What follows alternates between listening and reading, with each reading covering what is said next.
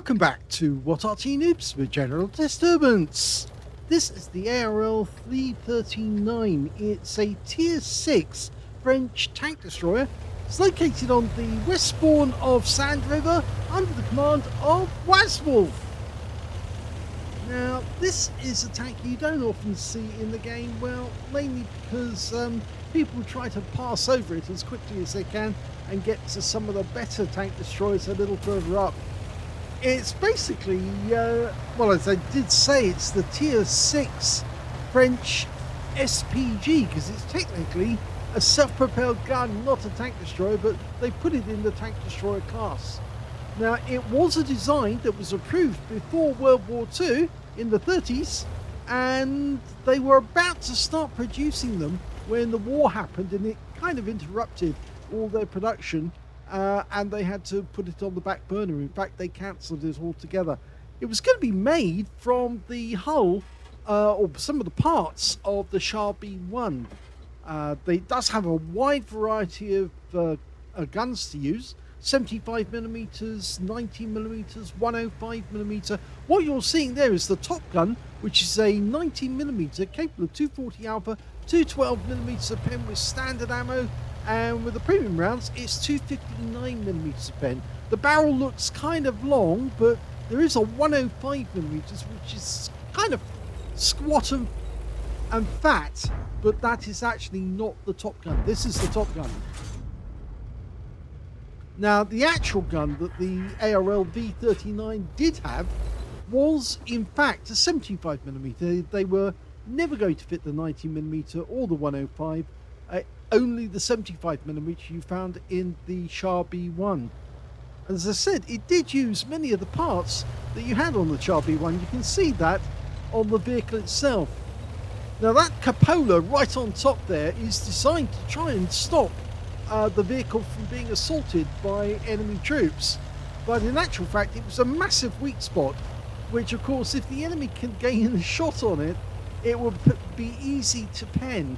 And so it actually turned out to be a hindrance. That and the fact that it made the thing very, very tall indeed and very easy to see.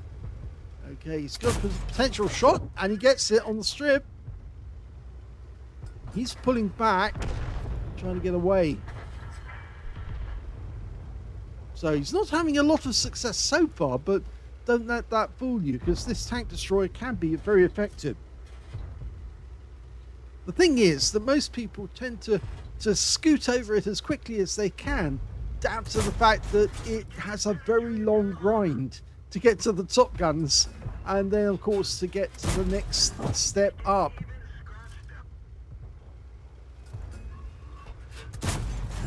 Okay, he's getting damage on some of the vehicles. He's actually tracking them, but he's not actually penning them. Now he's penned them.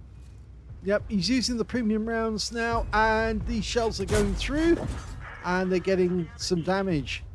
Already up to 710 hit points, and he's taking out, and he got the 88, so he's gone down. Now there's another enemy in sight. It's a Basalto, and he gets him with just one round and gets an Amarak.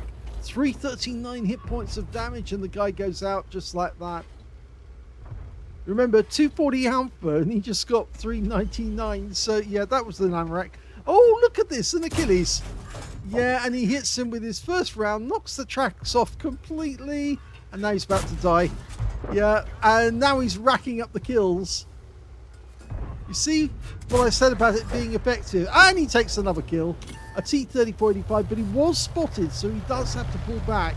As I said, this thing is very visible and very easy to hit when you know where it is. And he was blasting those rounds in. It was only when he finally got spotted that the enemy started shooting in this general direction. They knew something was taking out their teammates, but they didn't know who it was. Okay, AT2, we'll have him. Nicely lined up. 239's a low roll, but only just.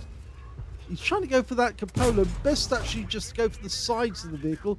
See if you can track it. He's tracked at the moment, and he picked up the spotting there. If he tracked it, he would have got the damage assist out of that one. Okay, they're 4 up on the enemy, and he's decided he's going to go in and try and deal with the enemy at close range. Watch out, the T-67. Well, before he can actually fire, the T-67 was taken out of the game by the M10 RBFM, but he was spotted, so the enemy might start paying attention to him. No Arty, so he doesn't have to worry about that. Now he's going to be playing with the big boys down below, the heavy tanks. Can't get the shot on them at the moment, but he will try. 6 degrees of gun depression, it's not a lot. Okay, you can see that the enemy tank is there, gets a shot, and he hits the Wolverine. Or was it a Wolverine? It was a Semavente. Oh, and look at this guy who managed to get ahead of us, and then he's just blasting shells into the side.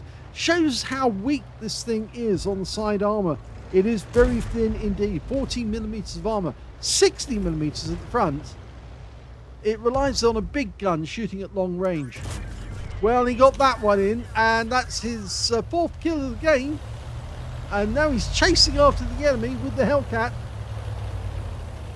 There's only 2 enemies left. Now there's only 1 enemy left, and that's the Striv M4257. He's fired at this guy before, and he's down to his last few hit points.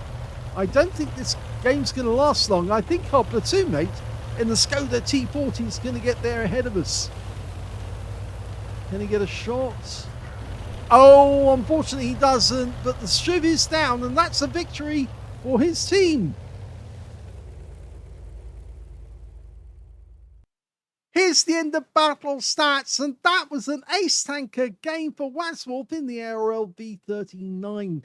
He got a demolition expert because he blew up one of the enemy tanks completely. He also got a fighter badge for getting at least 4 kills. In fact, he ended up with 4 exactly. 5 for effect for doing more damage than hit points for his own vehicle. Bruiser medal for getting at least 5 critical hits. He got 10. And on top of all that, he got the high caliber for dealing the most damage in that game overall. 8,143 was the win 8, which shows that he was working very hard, putting in lots of damage on the enemy. You can see with the 90mm gun, that thing can actually rack up the damage quite quickly. It was a slow start, but boy did he pick up afterwards, and massively so. And of course, as you saw, he did get that big ammo rack, which was quite nice on the, if I remember correctly, it was the 720, wasn't it? Yes, it was. 339 hit points, 1 penetration. That's all it took to hit the ammo rack, and that was the end of his game. If we look at the team score, we can see the highest damage was definitely Wazwulf with 2,319 hit points.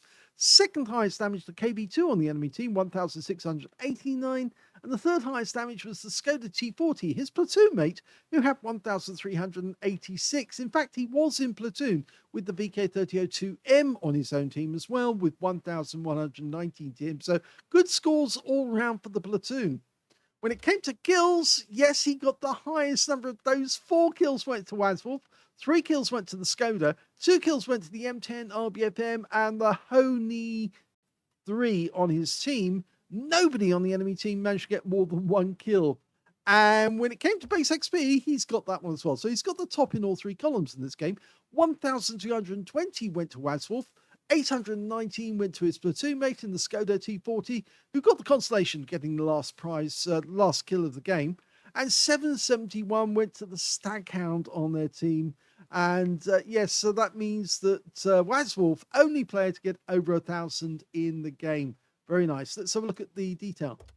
18 shots fired, 15 direct hits on the enemy. Not all of them penetrated. He did switch to the premium rounds. And I'm afraid this vehicle, yeah, you do have to sometimes use premium rounds when you come up against somebody who's either the same tier or slightly higher. But when you do get those shots on target, they do a lot of damage very quickly. 2,319 hit points of damage, of which 1,906 were at more than 300 meters. 4 hits received from the enemy, only 1 of which actually penetrated. That was the Cromwell, who poked out and shot rounds into his side, which, of course, as I said, is a weak side. 3 non-penetrations and 75 hit points of damage blocked by armor. 1 enemy vehicle spotted, 8 enemy vehicles damaged, 4 killed, 970 hit points of damage assistance. Now, on a premium count, he actually earned 23,912 credits, despite the fact that he did fire some premium rounds, as you can see there. Most of the standard rounds were actually fired at the start of the game.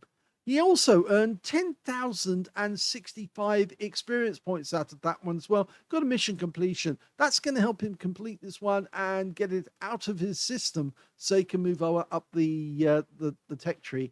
Because people don't really like to stay with the ARL V39. It's too vulnerable, really. It's that huge cupola right on top of the vehicle. It's like saying, "Hit me here." It's so easy. That's the spot that you have to aim for. Either that or aim for the sides, which are very weak, as the Cromwell did. But yes, if you're firing at the thing from the front, it sticks out like a sore thumb with that big dome right on top of the vehicle, saying that's where you have to hit it. So, good game there by Wazwulf and another ace tanker. Hope you enjoyed this replay. If you did, please give it a like. Do subscribe to our channel. Leave a little comment down below because it feeds the algorithm. And thank you for watching.